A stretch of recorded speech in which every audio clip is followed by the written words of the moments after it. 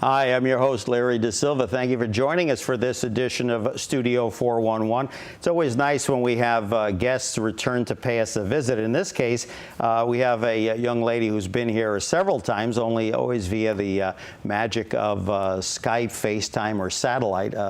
Melanie Young, author, radio host, joining us today. So instead of being in New York City or instead of being in Tennessee, we actually have Melanie here. We've actually dragged her in to be here in our studio with us. Her book in its second edition, Getting Things Off My Chest, A Survivor's Guide to Staying Fearless and Fabulous in the Face of Breast Cancer. It's an International Book Award winner as well as a U.S. Best Book Award winner, as I said, in its second printing. Ms. Melanie, thank you for gracing our stage today. Well, it's finally good to see you in person, Larry. I know, it's such a difference. I feel like I know you, yet it's always like these video love letters, and it's like, well, now we're face to face, and I know on her end she's probably scared to death, but she's looking very well, and your health is doing well, I assume? Absolutely. Absolutely. Very good. We have so much to talk about with Melanie. Of course, Melanie, a longtime wine and food industry professional before she had her battle with breast cancer, and now is not only a major advocate for it. Again, she's written 2 books. And again, hosts a couple of radio shows. One that I want to mention, she does with her husband, David Ransom, is a show, The Connected Table Live, which airs on WRCY Radio and is on Wednesday afternoons at 2 p.m., and as well as her own show. And tell us a little bit of, now that is what, Fearless Fabulous You, right? That's right, Larry. Fearless Fabulous You airs Mondays, 4 p.m. Eastern on the Women for Women Network. So those call letters are W4, the number 4, WN, and then it's permanently podcast to iHeart.com and free iHeart app. So that's a good exposure there. It's great, sure. and it's the name of my second book, Fearless Fabulous You, Lessons on Living Life on Your Terms, and my audience is women. I interview inspiring women and experts on health and wellness. Although you would agree that obviously cancer is not gender specific, so hopefully some males tuning in today will learn a little bit about not only themselves, perhaps, God forbid they're in that situation, but also some of the other topics we're talking about, or they know someone in their family that is either going through cancer or some of the other topics we're going to talk about, both from a health and wellness standpoint. And this for you has got to be just a twists and turns, but certainly what you're doing from an advocacy standpoint, it's got to be very fulfilling for you. Well, it is, Larry. I didn't expect to become a health advocate. I fell into it because I got sick and I wanted to be healthy. And then once I learned the road to health, I wanted to share it with others. Absolutely. Men and women, women and men. You mentioned before we went on the air that now you are focusing on another book that we certainly will have you on with us in the future about unlocking mental blocks to open up. We'll get back to that. Let's talk about healthy cancer survivorship, yes. What that means and how you can reduce your risk through diet, exercise, managing stress, and also mindfulness. Well, a book I am working on is going to be about being a fearless, fabulous cancer survivor. It's a book I really couldn't write until I had gone through it myself. I'm now at 8 years since diagnosis, and I learned that after 5 years, you're kind of on your own. It's the survivorship and you're your own captain. Right. And what I learned for any cancer survivor, or anyone who has had a self-back, and just about anybody, period, you need to do the following. You need to think about eating better food. It's not about taking out, it's about adding in. You need to exercise regularly, different kinds of exercise, not the same thing every day. You need to get sleep. You need to reduce your stress. And you need to find a creative, meditative outlet that brings you a joy. Now, lack of sleep, for one, I think we all can relate to that. That's Yeah. always in the news for, they say 6 hours. I'm lucky I get about 6.5 during a work week, but yeah. She looks at me and aghast. Yeah. But again, it's difficult, and there are many people, and I'm always a big believer that, and I've said this for years, people, God help them, that word third shift. They're just shaving months and years off their lives, and unfortunately, the world revolves 24/7. But well, that's actually true. There's actually been studies done that the risk for breast cancer is somewhat higher for those who work the night shift. And now, tell me too about now making switches in your diet again. And you say you can do it without sacrificing flavor or flair. Right. I really disparage any diets that are about reduction and doing without, because eating is a healthy part of our life. We nourish ourselves through food, and it's got to taste good and it's got to be good for you. So it's really about adding in more fresh vegetables and fruits, lean proteins, healthy oils, complex carbs and whole grains, and of course, lots of good hydration, like water, or I'm a big fan, less of juice and more flavored waters, flavored with herbs and cucumbers and fruits, and of course, you can have a daily glass of wine. Sure. Oh yeah. Well, I'm going to ask you about that in a little bit, because I know that keeps coming up in the conversation. Mm-hmm. Now, you told us in your past visits here, you obviously used to live in the city. Yes. Not a native New Yorker originally, from Tennessee, correct? Right. And then Chattanooga. Right, but you've been in New York so long that really it's ingrained in you at this point. Yeah. And then when you went through your initial illness, you made the decision, as we've talked about, to move more to a more rural situation. Now, in that situation, in the rural New York, I take it you probably frequent farmers markets and really get out there and sample some of the fresh homegrown cuisine or farm-grown cuisine, as opposed to stuff always off the supermarket shelves. Well, actually, I live near the Union Square Farmers Market in New York City, so I was always going to farmers markets and always eating great food because I dined out in New York City so much. The difference is we cook at home. I never cooked. I actually still don't. My husband David does, but we buy. It's nice that you give him props since he's listening. Real. It's nice that you give him props. But we eat at home more, and this is as much as. And listen, I love to eat out. I love restaurants, but eating in and having simple home-cooked meals, usually a lean protein and fresh vegetables, again, sourced at a local farmer's market, but sometimes the supermarkets, which has really good vegetables too, has helped us keep our weight down. Because we're not out, a lot of times restaurant food is very high in salt or sugar. We can monitor that ourselves. So that's really the difference, is that we are eating home more and having home-cooked meals. And studies have shown that is an important aspect of health. Well, that's what I was going to get to. And you mentioned now and in the past about eating out a lot.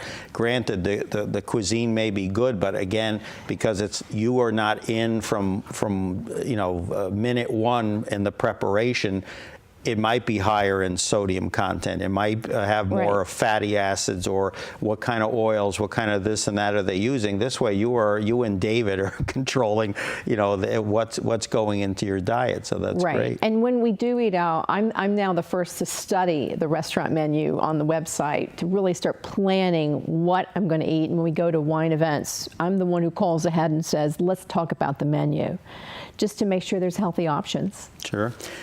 Author, radio host Melanie Young joining us for the hour here on Studio 411, the second edition of Getting Things Off My Chest, a survivor's guide to staying fearless and fabulous in the face of breast cancer.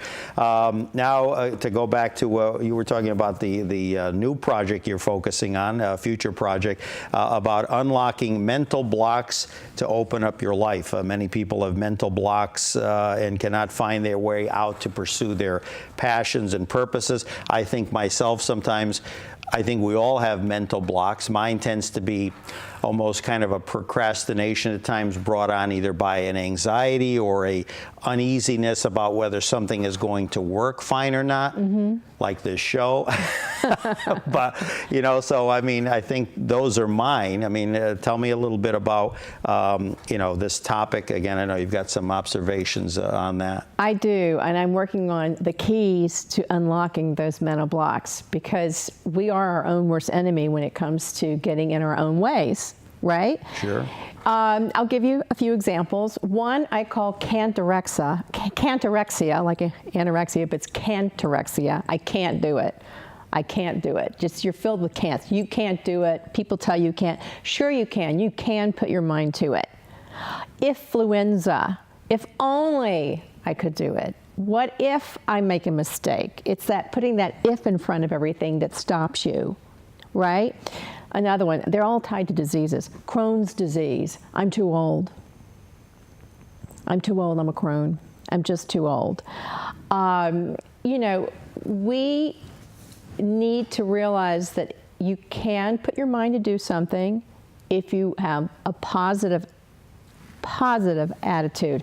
Attitude is actually even more important than aptitude. You can learn something, but if you have the wrong attitude, all the skills in the world won't get you anywhere. Right. And I find that in the last 10, 15 years, I mean, it seems like busier with every year of my life, that busier than ever. More projects. Obviously, you have to be maybe more skilled or adept at kind of where your focus is going to be and what you're going to kind of maybe put on the back burner. Right. But I find that I meet people that, whether they're younger than I, same age, older, that just seem to be like there's no inertia going on there. They're just stagnant. They're just kind of living day to day, kind of in a holding pattern. Well, it's interesting, Larry. It's like the more you do and the more you expand, it's like amoeba brain. The more you expand, the less you actually accomplish, because you lose your focus. So sometimes it's a matter of paring down and doing less. Downsizing is not downgrading your life. It can upgrade your life because you're more focused and you have less clutter. We have a lot of mental clutter going on. We have a lot of clutter in our life, period. Yeah, physical clutter. Physical and mental clutter, right? But now, the physical, again, there's different things you can do there. But as far as the mental, it's just, what else can you do to kind of, put that in a positive way, positive direction? Well, I think there are many things to do. First of all, clear your space. Clear the space in your head, clear your space around you to declutter. So do less. Limit your to-do list. I used to wake up with a 20, a to-do list so long, I was never going to get through it. Now I only really say, what 5 things can I do today? And if I do 3 of them, I'm pretty happy. Exactly, so limit your to-do list. It's so important. Also, reframe everything. If something bad happens, reframe it to the good. It's raining. I don't like the rain. But then we're not going to have, the flowers will grow. Right. Right? So a lot of it's just doing a healthy reframe. You don't want to look like this guy. A lot of people feel like this guy, really. That's locked-in syndrome. Yeah, exactly. Another condition. Exactly.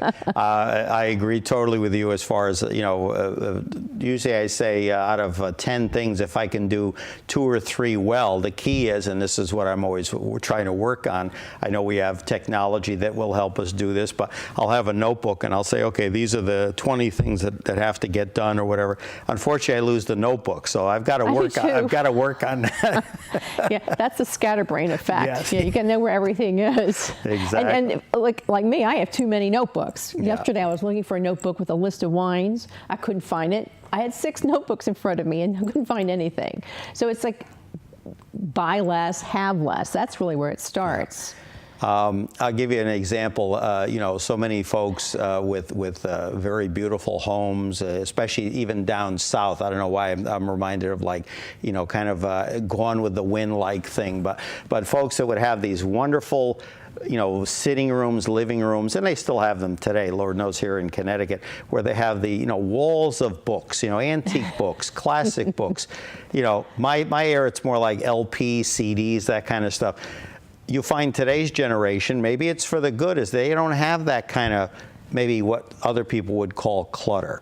So, I mean, is that something that you think you will see less of, people having physical objects, or will they make up for it in other ways? Oh, I think they'll make up for other ways. I think they'll have six phones instead of one. Yeah, I think they'll just have more gadgets. I mean, exactly. You know, everybody has something that they get too much of. I mean, we're an acquisitive society. We're more acquisitive than inquisitive sometimes. Sometimes we need to, as I was saying to a recent guest, we need to lift our head up and watch what's going on around us instead of in our phone. Well, I do think that the younger generation, from what I understand, they're very experiential. They like to collect experiences. So they acquire memories more than things. I think that's from all the umpteen studies I'm reading. So that's a good thing. Melanie Young joining us for the hour here on Studio 411, Getting Things Off My Chest, a survivor's guide in its second edition. Let's move on to our next topic for the hour, tackling ageism. Quite a bit, Melanie has been focusing on that and what it takes to stay fresh and relevant. I found this, I thought this might help you, but take it away. Tell me about... Wow, this is a great graph. Yes, I'm impressed. I didn't draw it myself. Well, ageism is, you know, letting age be a mental block. Like I said, Crohn's disease, I'm too old or you're too young. It's so funny. You can spend so much of your life being too young and then one day you're too old, right? Go figure. You spend, like, I'm trying to look young. I'm trying to look older when I'm a teen, and now I'm trying to look younger now that I'm a certain age. But these are really great points because there's personal ageism, you know, bias against persons or groups based on their older age. That happens sadly a lot, where people are treated differently because they're older. It's very sad, and we are all getting older, everybody. It's inevitable. So treat the elderly with respect because you're going to be there one day. Institutional ageism, missions and rules and practices that discriminate against individuals or groups because of their age. That's a lot in corporation. It's against the law to discriminate against age. Let's be real. Right. But it happens. Yeah, of course, absolutely. Sadly, a lot of my friends and colleagues have been downsized or let go of their jobs. Usually it's because the company's going, here's a buzzword, in a new direction, getting a fresh new approach, consolidating its resources. It also means you're too old and expensive for some people, but you can't prove it. So off you go. But then some companies now are actually, because they find all these jobs where the record, the number of jobs that are open and available, that they can't fill because they're either being too particular or not willing to give someone a chance. Exactly. And then they're actually cajoling folks that initially maybe they thought, oh, we'll get rid of that payroll, bringing them back because they realize they need their skills. So I guess that's a positive in this, but I doubt it's evening out that well, way. what frustrates me is the statistics show that if you're an older woman, like in her 50s, that's considered old, 50s or more, and you're looking for a job, it's going to take you a lot longer than anybody else. Sure. Let's look at this one here, ageism across America. I thought you'd like that. Let's go with your home state of Tennessee. Now, according to that, again, ageism charges as a percent of total charges in each state. Tennessee, again, for many reasons. I don't know, maybe because they're not as technical or job creation is not as great as in other parts. But then you look at where we are in New York and certainly in Connecticut. Look at the rate there. Connecticut is 25 to 30 charges percentage, much higher than some of these other states. Why in the South would you think that there would be less ageism? I don't know. That's a good I'm from the South, and they'd say they're good Christians down there. There's a great respect for family. There is a lot of spirituality in the South, a lot, as it's the Bible Belt. This is the Bible Belt. There's a lot of respect for tradition. It's interesting. There is a lot of high technology. I have to plug Chattanooga, Tennessee. It's gig society, one of the fastest internet. North Carolina. There are a lot of educational programs to help retrain people, which I think is really important because a lot of it is just retraining people to give them new skills to stay relevant. That's really it, to help them, have the skills. Many people who are older just don't have the skill sets because, let's face it, the computer wasn't around. Right, and there's still a high amount of people, I would hope it's under 10%, but you wonder sometimes that is not even savvy or comfortable enough to even operate a basic desktop. I think there's a real market for teaching computer skills and social media skills to seniors. I really do, because it will, actually they will enjoy it. My husband's aunt, Sue, rest in peace, she was real into it. She would like do computers and create websites, and I think that kept her mind very vibrant. It's a way to keep you relevant, but more importantly, mentally vibrant and connected with so many people. And it's hard, I'll give you, for instance, I've used this before on other shows, where a 20-year-old versus a 4 or 5-year-old from a technology standpoint is already somewhat obsolete. In other words, the 4 and 5-year-olds are just like sapping in this technology so fast that forget someone my age. I'm like a dinosaur at that point. But the point is, you shouldn't let that bother you. You should just continue to forge ahead and learn what you can. And that leads me to age is just a number, where again, not to, again, hey, whether you're 8 or 80 or 68 or 58, whatever, just do the best you can and just keep the head down, eyes up a little bit, and just keep moving forward. Well, my mom always says, my mom's 83, she's turning 80, she says, you're as old as the state of mind you want to be in. So she truly believes that your mental age and your attitude is really your best age, not necessarily your physical age, and they can be very different. So she's not only quite an inspiration to you, but she keeps you grounded, right? I'm sure. She keeps me in check. She keeps me in check. There you go. There you go. That's good. Good to hear. Melanie Young joining us for the hour. Her website, melanieyoung.com, correct? Yes. And of course, the book, Getting Things Off My Chest, A Survivor's Guide to Staying Fearless and Fabulous in the Face of Breast Cancer, in its second edition.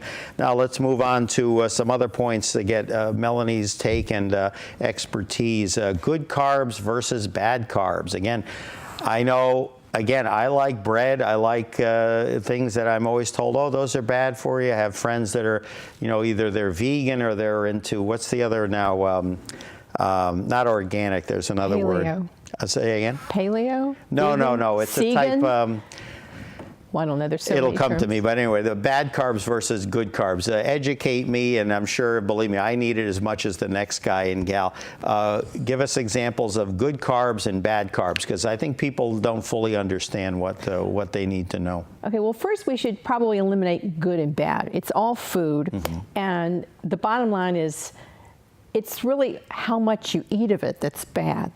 What's really bad is when you're overdoing it. So let's put that into check. You're not going to, kill yourself eating a bad carb, but if you eat a lot of bad carbs, that's an issue. The difference, I'm going to simplify. There's simple carbs and there's complex carbohydrates. Simple carbs, think about white bread, white rice. It doesn't have a lot of color. Candy bars. It also has sugar. A lot of processed crackers, a lot of packaged foods are simple carbs. And complex carbs are whole grains. You can find a lot, whole grains is the best example. Beans, which are also high in fiber. Many plants have a lot of carbs in them. I mean, carbs are everywhere. So don't say, I can't have any carbs. You're having carbs. In something you're eating, you're having carbs. But the key is to eat whole food. This is a picture of whole grains up here. Corn has carbs, it also has sugar, but eat fresh, whole food, not processed, not overly sugared, and eat it in moderation, and balance your carbs with protein. So that's really important. A lot of people may just have a carb heavy and like a big, instead of the big plate of pasta, do like the Italians do. Have a small plate, preferably whole grain pasta. The Italians do small plates? They tend to do well, where I have been, yes. And my friend Tony May talks about this all the time, and he really wrote the book on authentic Italian cooking.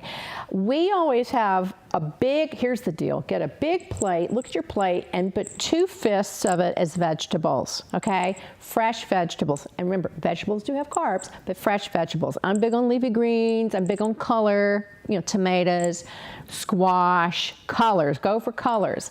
Then have this third handful be your lean protein. and maybe a small bowl of carbs. You know, your beans or your whole grains versus, you know, this, you know. These two hands, not that they're big, but usually those are like left roll and right roll. I haven't even gotten to the the pasta dish yet. Yeah, and you know, when you dine out in restaurants, and a lot of the bread's really good, it's hard. But skip the bread. First of all, it, you know, fusses up with your appetite. And even, you know, when you're in Italy, you have to beg for bread. They don't even let you have bread. You have to pay for bread. But just forget the bread. It's not that bread is bad, but we eat too much. We eat too much of it. And it can really play around with your glycemic factor and increase your, you know, your insulin resistance if you go overboard. But the key amongst all of this is, again, portions. Again, you know, they always bring up stats how in the 40s, 50s, even beyond that, 60s, when I was a kid growing up, you know, they claim that, you know, we didn't eat as much. Again, I guess it's hard for a kid because it's kind of like looking at a building. I went to school there 40 years ago. Then you say, oh my God, it doesn't look as big as I remember it. So a kid's impression might be a little off, but an adult, they claim ate less. And yet, I don't know, I think the obesity rate and the diabetic rate and everything. We'll talk a little bit more about diabetes later, but it seems like we can't get it under control no matter what we try to do in this country. I can't speak for the rest of the world. Well, there's a big reason for that. I mean, first of all, carbs is more than bread. There's two issues. There's gluten and there's carbs. That's the word I was not gluten. And gluten. That's it. A lot of people don't eat gluten because they're trying to lose weight. Yes, if you stop eating a lot of carbs, you will lose weight. I mean, you're probably eating less of what you're eating. But most people you're either gluten insensitive, some people are gluten sensitive and it causes gastric issues, or gluten intolerant. But the real people who really cannot have any gluten have celiac disease, which is a condition. Otherwise, you know, to be like, I don't do gluten because, you know, I want to lose weight, you're probably going to compensate somewhere else. So you may not be losing weight. That's the word I couldn't think of, is gluten. Gluten-free. Again, I have some dear friends. It's a big trend right now. Everything gluten, gluten, gluten. Even the other day I was at an outlet, and all of a sudden their food court, and of course, you know, gluten this and gluten free. You know, obviously it's like, you know, and I think that's one of the words that is very not misunderstood, it's not understood at all. People don't understand what it means with regards to what they're eating or not eating. But that's right. fine. Well, and like I said, celiac disease is you know, people who have celiac disease cannot tolerate any gluten. There are people who are gluten sensitive. I'm a bit gluten sensitive. I bloat. I have, you know, my own gastrointestinal issues. I limit and monitor it. But again, I find pairing the food really makes a difference. If I have a good solid salad, leafy greens, with a carb and lean protein, that's a balanced meal. I feel great the next day. I have no issues. I've seen some of the images of stuff that either you've made, or most of it you've made, because I don't think the chefs would be too great if you and David taking shots of their meals. But I mean, it's just, you know, I see a cookbook in your future. I mean, you're really a healthy cookbook. I mean, or just, you know. I'd love to, with the right registered dietitian to help me. It'd be great. Now, our next topic, drinking wine, which you touched on earlier, and the possible risk for cancer. Again, I like a glass of wine like the next person, and then both, and I think this impacts women and men. All of a sudden, it just, you're always, you know, that you're always hearing about these, the cancer. You even had something recently on your Facebook page, Melanie Young, Fearless, Fabulous You page on Facebook that talked about, again, the link between cancer. And I mean, I know you love wine as much as the next person. Well, I do, and Dave and I host a radio show where we interview vintners, and we both write about wine, and it's been in our blood for years, but both our fathers got us into the business. First of all, food does not cause cancer. You know, there are other conditions that cause cancer, and there's a long list. Lifestyle habits cause or can increase your risk. I think it's like 80 to 90% of all cancers are related to lifestyle. Lifestyle, and the lifestyle is more than eating. So I want to be very clear about that. The other 10% are genetic. Wine has many health benefits, especially red wine. It has something called, I'm going to hopefully pronounce it right, resveratrol. I think I got it right. I call it preservatrol because it preserves you, but it's resveratrol. And it is found in red wine, and it can, a daily glass for women, men can have 2. Those are the guidelines based on 6 ounces, 1 glass a day for women, 2 for men, can actually help you with monitoring your cholesterol. It can actually help you with reducing your risk for Alzheimer's. There are some very good heart health benefits. The downside is studies have shown that women who regularly consume more than a daily glass of wine a day, and some studies say a day, your daily glass, do increase their risk for breast cancer. Sad but true, there is a direct link between alcohol consumption in women and breast cancer. I keep looking for other studies that refute that. But now alcohol referring just to wine, or what if someone, I said to you, alcohol. We'll say alcohol in general, because I was going to say down in the Bible Belt. I mean, they may be Bible belters, we'll call that word, but they certainly like their brandy, their bourbon, their scotch, their whiskey. Too much of that, I would think, would also be not healthy as well. Yeah, I want to be very clear. It's alcohol consumption. Okay. However, wine consumption does have heart health benefits, brain boosting benefits, and other benefits that is not in what we call alcohol. Now, there may be other studies about scotch that I don't know about, but I focus on wine because that's really my love. Again, moderation, as with everything, is key. Women do need to be more vigilant about their overall alcohol consumption. Another reason, Larry, is that it makes you gain weight.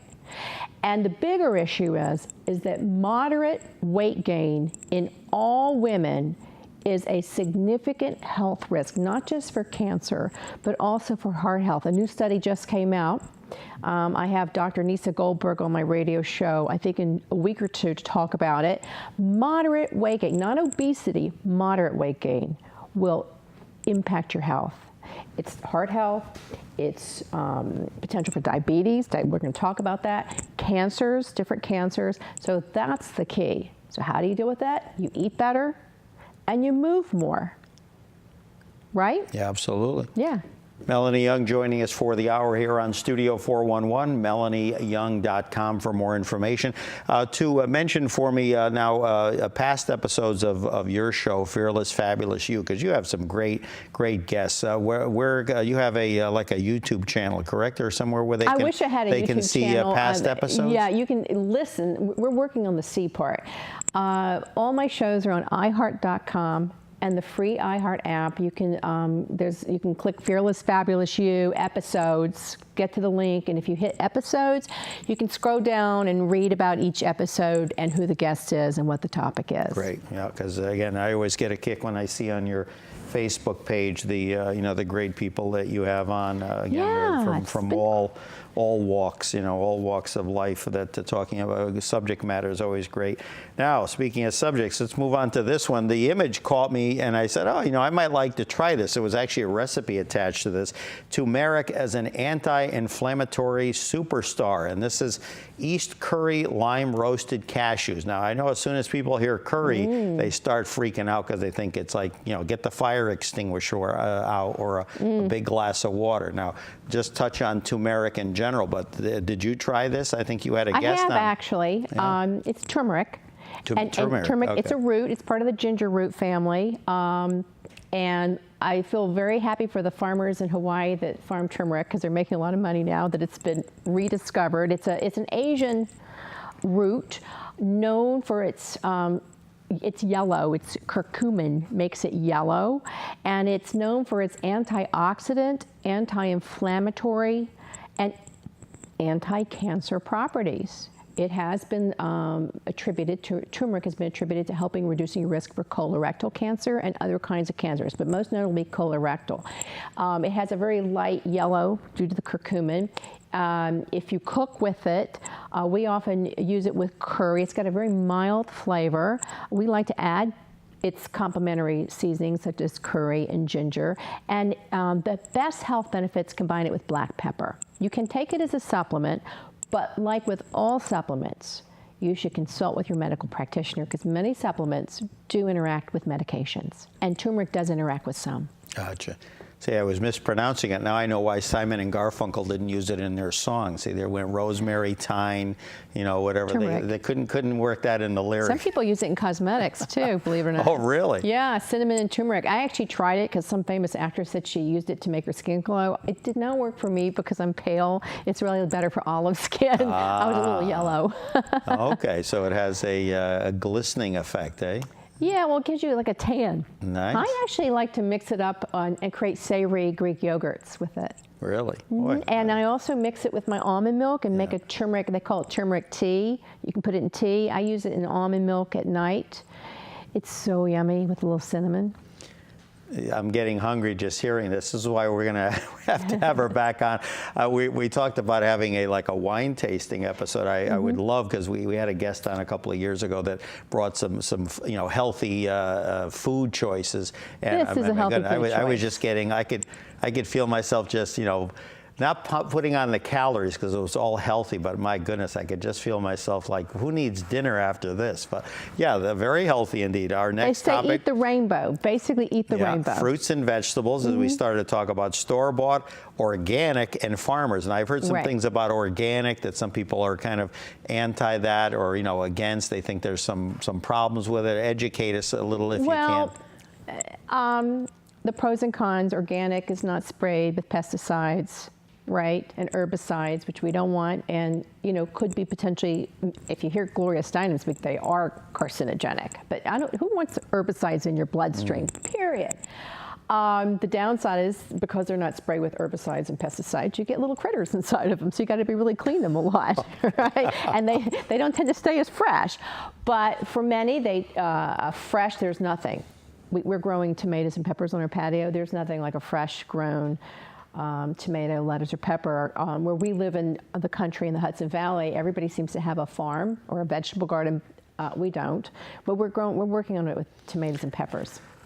My director just tells me organic is very expensive. So Yes, it is expensive, and that's the other downside, is many people cannot afford to eat organic. So here's the rule of thumb. If you can eat organic, do it. I'm going to give you a tip in a minute.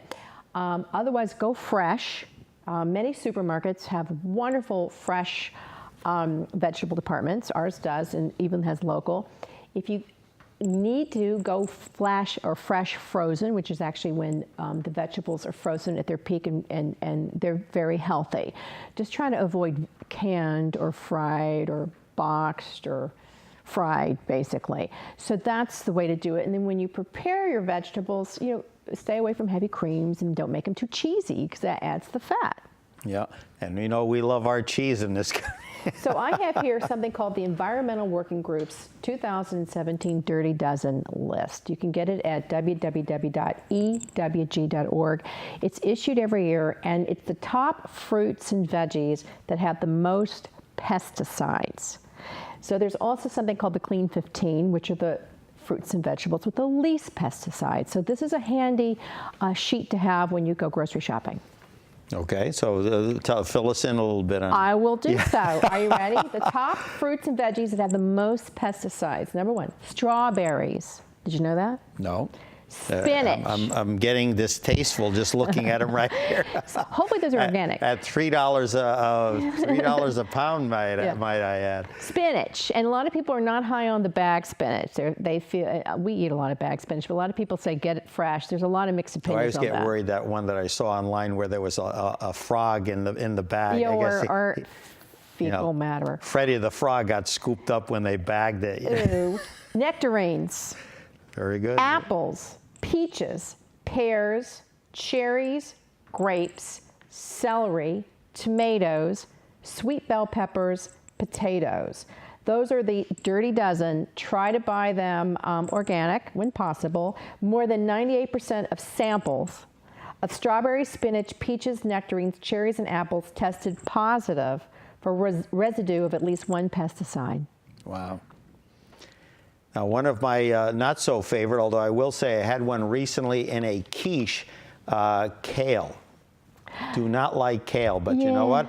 I saw the other day where a smoothie made with kale. Yeah, we like it in smoothies. You know, the thing is, whenever we make kale, we've tried it in salads, chiffonaded, we've sauteed it. We always feel like cows. We're just chewing and chewing. Some of this kale, we're like chewing and chewing and chewing. And then we look at each other after we make this kale salad. I like to add in strawberries.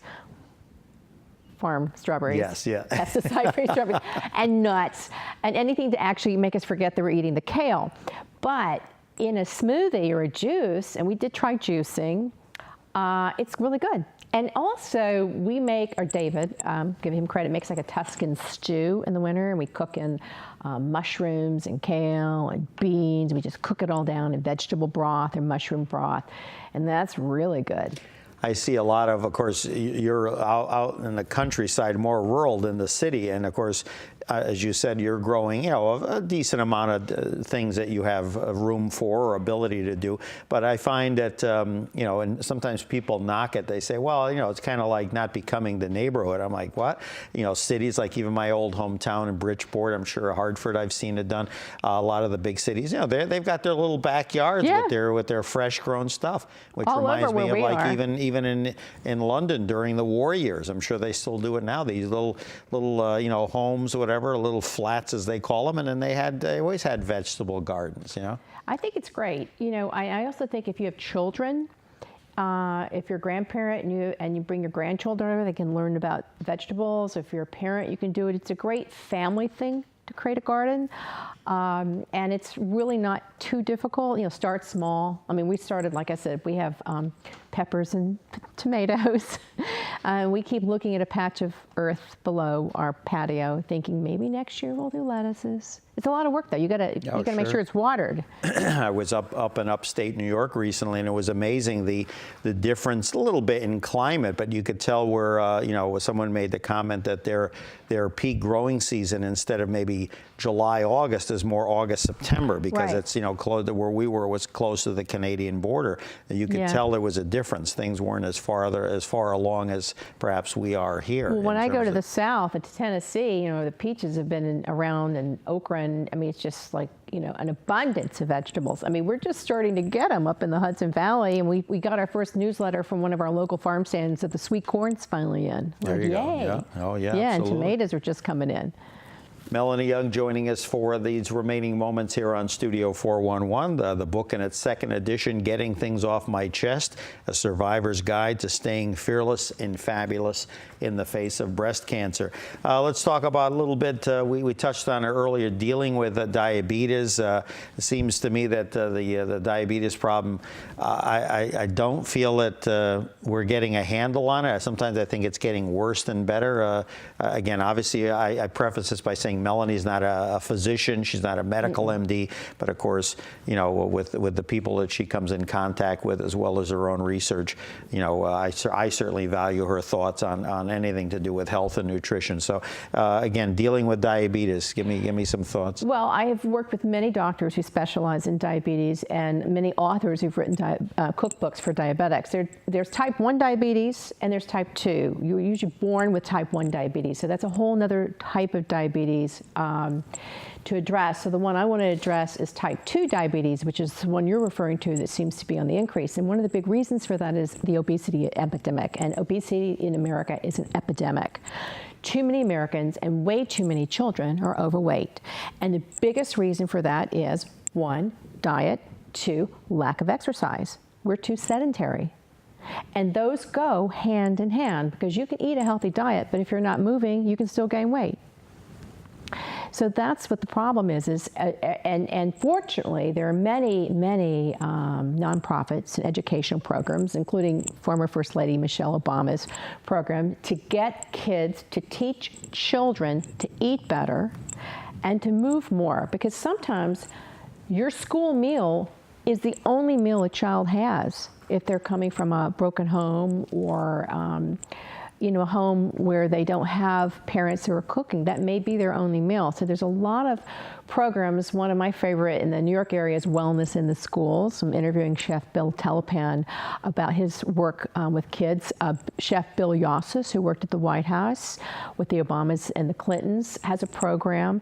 The more we can educate children and adults about why it's important to eat healthy and move, the better we will at reducing the situation we have right now with type 2 diabetes in America. And I think, too, another piece of the pie is also, no pun intended, is that I think the younger generations, for many reasons, technology being one of them, are less active. When we were a kid, I just heard something the other day where there was a study that said, kid getting a little dirt, is not the unhealthy thing. The immune systems are, I mean, the things I hear, and you and I think have talked about this in past appearances, that, allergic to this, allergic to that. It's like, where was all this stuff when I was 8 years old, 10 years old, 13 years old? If it was there, it wasn't publicized, and it just amazes me. But certainly when you mentioned sedentary, a 5-year-old, a 10-year-old, they get out there and ride a bike, get out there and play ball. It's not this old. Well, I think it's going to get worse because I see toddlers where they're just pointing all the time.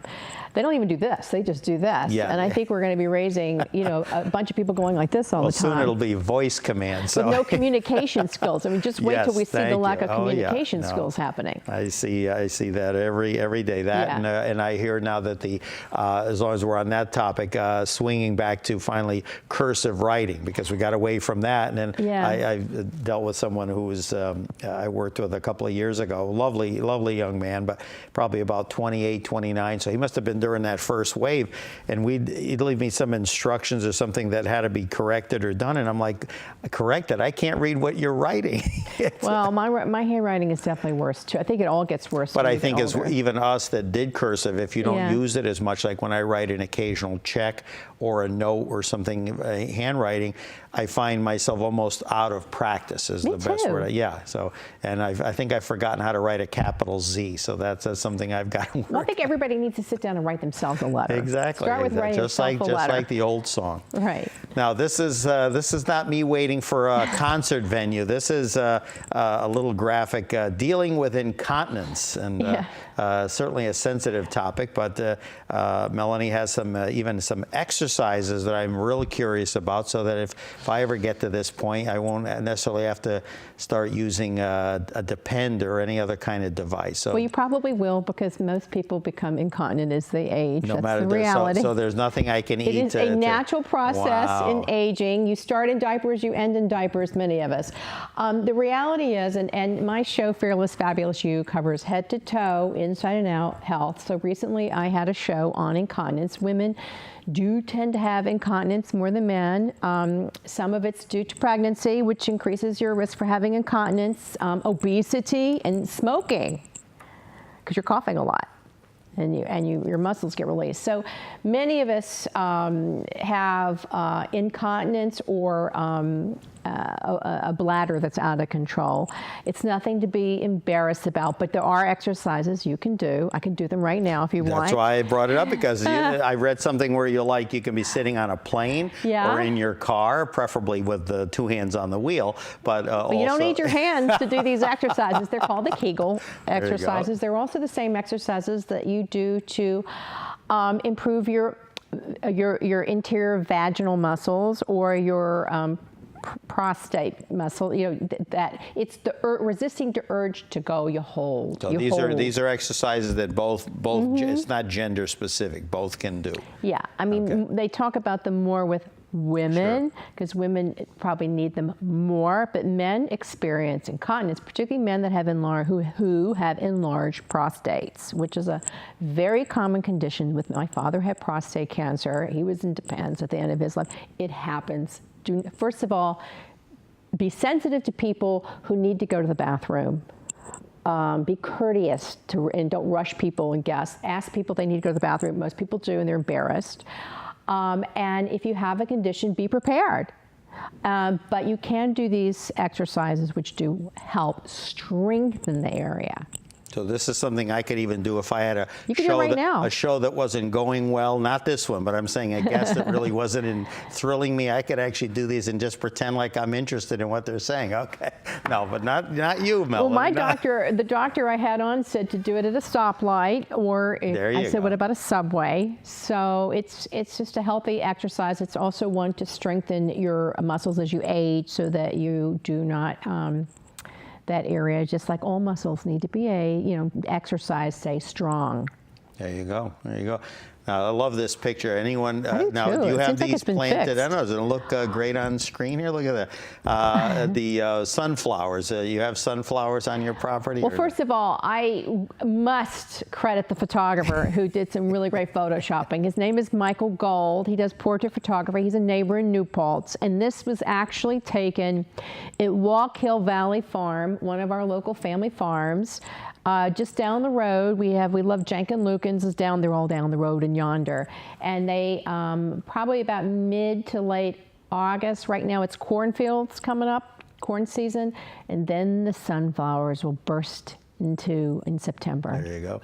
One thing I wanted to get to, if we had time, a recent thing you had talked about and had on your blog and your Facebook page, which is something I can relate to because I'm always telling people about it. It was an article on savings. Do you know the one I'm talking about? You know, because people sometimes, you know, they think, oh, you know, I had a guy one time, well, why bother picking that penny or dime up? Oh, I'll pick them all up. Yeah, I do too. And, you know, if the faces are up, that's great too. But it was just, you know, I just think that, you know, we need to focus. It's a mindset as far as, and believe me, I'm not Rockefeller in terms of wealth. B, probably in as much debt as the next guy. But the point is, it's a road much traveled. You have to always keep moving forward and trying to make those things pare down. Have a strategy. You know, I've had people say to me very complimentary, oh, you should be a financial planner. Well, I don't know about that, but simple things for people to do, whether it's picking up a dime or a penny. God help me, if you find a 20, that's even better, but I don't think that's happening much. But just, you know, I think that we are, as a society, I think we're very ignorant as far as ways to save for your future, because if you don't, no one else is going to do it for you. Well, we're busy swiping. We're a swiping society. You know, because we can swipe and pay, it makes those temptations a lot easier. And I can't resist often. I've always been a spender. I've had to train myself to be a saver. We take all the loose change that's in the bottom of pockets and pocketbooks in the car and you name it, and we throw it just like this in jars. Absolutely. And then we drag that jar to the Coinstar, and we started a bank account with all those coins. That's, we call it like a travel fund. You know? Yeah, I mean, we do too. In other words, like someone said to me, well, yeah, I'll be dead before, you know, we get to that. I said, well, you have something to shoot for. I mean, my point is, it's a mindset, maybe not so much for that goal, but in order to other things that have to do with financial. Well, I'm a big fan of a newsletter called The Penny Hoarder. You're probably referring, because I just reposted some things for there on how to get passive income. I'm a big fan, and I also like, I think LearnVest is one. There are a few others, but I read them regularly. I get great tips out of them and share the tips. Love to share, pass it on, or as I say, pay it forward. Pay it forward, and also from, you know, again, from in investing, I certainly don't profess to be a good investor, but I mean, I know here in this state, they've got a thing where they're trying to initiate, especially for people who work in small businesses, whatever, to have like kind of a state 401k, obviously where the state may not kick in, but in other words, you're putting aside, whether it's 1% and people say, oh, I can't do that. I know in my dealings, people that with companies that do 401ks rather, that say, oh, I can't afford the 3% or the 4%. Well, not to sound like, you know, the old rhetoric, but you're leaving free money on the table. Right. Because if someone's matching something, that means tightening the belt and having mac and cheese once a week, well, then, you know, you're going to try to do it. And again, not preaching. I know it's hard, but it is hard, but it's simple things like, instead of going out for coffee, make your own coffee. Instead of going out for lunch every day, bring your lunch in. That's coffee. That's a big one. That's a few $100s at the end of the year. Yeah, for sure. and it's one thing to do is trade out. Instead of doing this one thing you spend on every day, do one thing at home and put that money aside. You got to remember to put the money aside though, and not spending on something else. See, we have to have Melanie here more in studio. I don't know why, but it's just like, you know, we got everything in. Wow. I can go to sleep tonight knowing that I covered everything I wanted to cover, but we'll take her any way we can, whether it's phone, satellite, whatever. Melanie Young, great to have you with us as always. There she is holding her books, Fearless, Fabulous You, Lessons in Living Life on Your Terms, and the most recent one on its second edition, Getting Things Off My Chest, A Survivor's Guide guide, staying fearless and fabulous in the face of breast cancer. Again, for more information, all that Melanie's doing, www.melanieyoung.com. That'll fill you in on everything that she's up to, and I can't thank you enough to make the trek to come down and visit us. Oh, I'm so glad I came. After how many years have we been corresponding? About 3 years. About 3 years. Yeah. Let's don't make it that long again. Absolutely, absolutely. Anything with wine, we're definitely going to work on that, and also the healthy foods. So we've already got shows planned that we haven't even done yet. There's Melanie exercise. There's we were going to use that chair, but we couldn't rent it, so we had to go with the standard one. Anyway, thank you, Melanie, and we thank you for joining us here on this episode of Studio 411. Larry Dasilva, your host, and we look forward to seeing you again next time.